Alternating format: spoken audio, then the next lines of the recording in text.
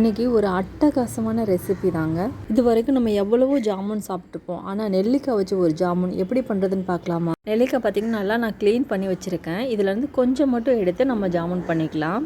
நெல்லிக்காய் நிறைய இருக்கிறதுனால இதை வச்சு ஒரு 2-3 ரெசிபியாவது பண்ணலான்னு நினைக்கிறேன். ஒரு குக்கரில் 1/4 கிலோ அளவில் நான் நெல்லிக்காய் சேர்த்துருக்கேன். அது கூட ஒரு 50 கிராம் அளவில் சர்க்கரை சேர்த்துருக்கேன். சர்க்கரை அளந்து அதே கப்பில் 1 கப் தண்ணி சேர்த்துட்டு ஒரு பிஞ்ச் உப்பு சேர்த்து இதை மூடி வச்சிடலாம். ஒரு விசில் மட்டும் விட்டு எடுத்துக்கலாம். ஒரு விசில் வந்துருச்சு. இப்போ ஓப்பன் பண்ணி பார்க்கலாம். பார்த்தீங்கனாலே தெரியும் கலர் நல்லா மாறி இருக்குது. இதை மறுபடியும் ஸ்டவ் ஆன் பண்ணி ஒரு 2 நிமிஷம் மட்டும் நல்லா சூடு பண்ணிக்கலாம். இப்போ பார்த்தீங்கன்னா நல்லா குலோப் ஜாமுன் மாதிரி நல்லா கலர் சேஞ்ச் ஆகி நல்லா ப்ரௌனிஷாக இருக்கும். சூப்பராக இருக்கும். இதை அப்படியே எடுத்து ஒரு பவுலில் வச்சு சாப்பிட்டோன்னு வச்சுங்க, டேஸ்ட் அவ்வளோ சூப்பராக இருக்குங்க. நெல்லிக்காயில் நிறைய சத்து இருக்குதுங்க. அது பசங்களுக்கு கொடுக்கலான்னாக்கா நமக்கு சளி பிடிச்சிக்கும். ஆனால் இந்த மாதிரி நீங்கள் ட்ரை பண்ணி கொடுத்து பாருங்கள், சளியே பிடிக்காது. டேஸ்ட்டும் ரொம்ப சூப்பராக இருக்குங்க. உங்களுக்கு இதே மாதிரி ட்ரை பண்ணி பார்த்துட்டு உங்களுக்கு எப்படி வந்ததுன்ற கமெண்ட்டில் ஷேர் பண்ணுங்கள் ஃப்ரெண்ட்ஸ். தேங்க்யூ ஃபார் வாட்சிங்.